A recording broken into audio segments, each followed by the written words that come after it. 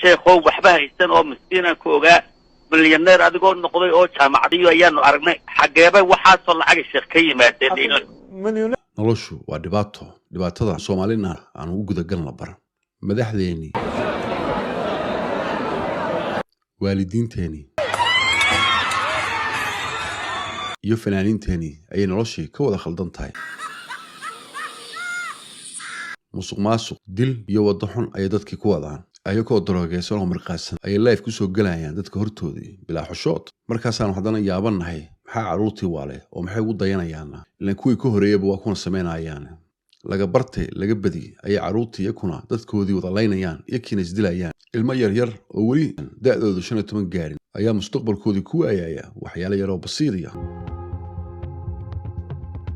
imise hooyo baroranaysa ayaa wadaad isku sheeg garka u dhigtay masaajid isagoo ku gabanaya sidoo hooyadii qalbigeeda iyo dahabkeeda u dhacaba ama imise aabo ayaa caruurtoodii xaaskoodii ku saagay maskax maqan iyo fadhi ku diriran niyo sokorta aad ku darsatay triple waa maqlaynin triple shub mugdigan aanu ku jirno yaasan laga niyad jabin waa ilaahay subxaanahu wa ta'aala wuxuu dhahay aadamada ma saari culays inay ka bixi kareen anaka seebaan laga rabaa inaanu hadafka nolosheena dib u fiirnaa iska saxnaana waxaana ka bilaabanaysaa lacagtii caruurta ee ayuutada lagu geli jiray in la joojiyo sida caruurtu iyaguna u joojiyaan inay suuqa dadka ku dhacaan kaba Nike iyo dhar yar oo labisa awgeed odagana waan uu bixiyaa uguna diidin inanka Soomaaliyada muslimeed ee jecel awgeed gabadha u soo doonanaya qabyaalad siduna fidna u abuurin wadaadkana joojiya aayadaha quraanka iyo meherada uu ku sarifanayo dadka lacagna ku sameeynaayo waa inuu xoogiisa iyo dhididkiisa